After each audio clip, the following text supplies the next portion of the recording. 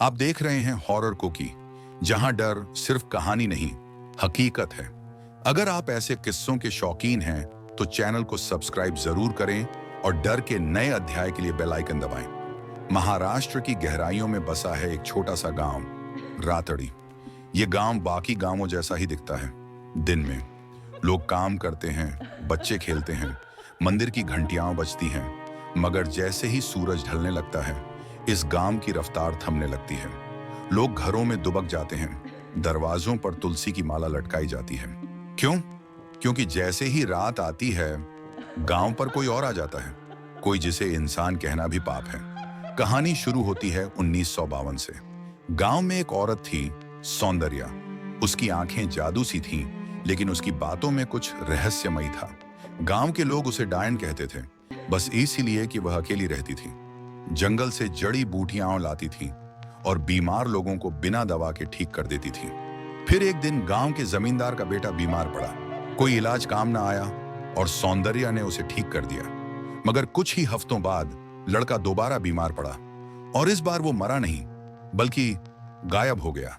गांव वालों ने आरोप लगाया कि सौंदर्या ने ही उसे मार दिया। बिना किसी सुनवाई के उन्होंने उसे गांव के चौराहे पर जिंदा जला दिया।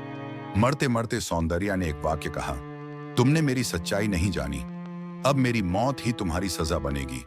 जब तक मेरा दर्द जिंदा रहेगा, तब तक इस गांव में रातें मौत लेकर आएंगी। उस दिन के बाद कुछ बदल गया। सबसे पहले मौत आई रामू काका पर, गांव के सबसे बुजुर्ग और धार्मिक व्यक्ति। वो रात को उठकर मंदिर जाने लगे। सुबह मंदिर खुला मिला, मगर रामू काका का सिर शिवलिंग पर रखा हुआ था और शरीर बाहर कुएं में तैर रहा था। उसके बाद हफ्ता नहीं गुजरा था कि एक और हादसा हुआ।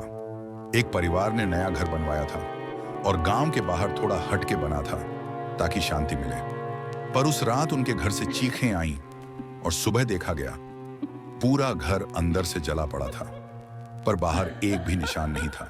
जिसने भी रात में बाहर निकलने की कोशिश की, उसकी मौत अजीब और दर्दनाक हुई। एक बार एक आदमी ने बहादुरी दिखाने के लिए पूरी रात खेत में बैठने की ठानी। उसने कैमरा भी लगाया। सुबह वह मिला, मगर उसका चेहरा पहचानना नामुमकिन था। जैसे किसी जानवर ने नहीं, बल्कि कोई साया उसे चीर गया हो। गांव के एक पंडित, जिनका नाम था शिव प्रसाद, उन्होंने तांत्रिक विद्या सीखी और गांव को बचाने का बीड़ा उठाया। उन्होंने एक रात मंदिर में हवन किया और सौंदर्या की आत्मा को बुलाने की कोशिश की। रात भर मंत्रों की गूंज रही। सुबह पंडित जी का शरीर 2 हिस्सों में मिला और हवन की अग्नि अब भी जल रही थी। उसके बाद कोई दोबारा कोशिश नहीं कर पाया। एक युवा लड़की, आरती, जो शहर से अपने नाना नानी से मिलने आई थी, उसने इस डर को झूठ मानकर मोबाइल से व्लॉग बनाने की कोशिश की। उसने कैमरे में रिकॉर्ड किया, आज मैं रात में बाहर निकलूंगी, देखते हैं क्या होता है। उसकी हंसी, मजाक और बेफिक्री कैमरे में दिखती रही। मगर 2:13 पर कैमरा झटका खाता है और स्क्रीन पर आता है एक धुंधला चेहरा जो आंखों में आंखें डालकर देख रहा है। फिर कैमरा गिरता है और सन्नाटा। आरती आज तक नहीं मिली। रातड़ी गांव आज भी वही है। लोग आज भी जी रहे हैं, मगर सिर्फ दिन में। रात उनके लिए मौत बन चुकी है। गांव के बाहर एक बोर्ड लगा है, रात में यहां जाना मना है। ये सिर्फ कानून नहीं, चेतावनी है।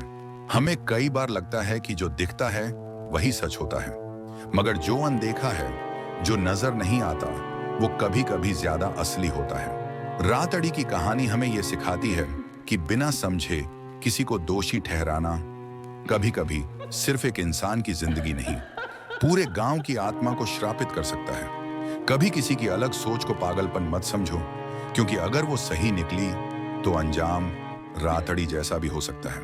अगर आपको ये कहानी डरावनी लगी तो वीडियो को लाइक करें, शेयर करें और कमेंट में बताएं। क्या आप कभी रात में ऐसे गांव जाने की हिम्मत करेंगे? मिलते हैं अगली कहानी में, जहां डर आपका इंतजार कर रहा है, केवल हॉरर कुकी पर।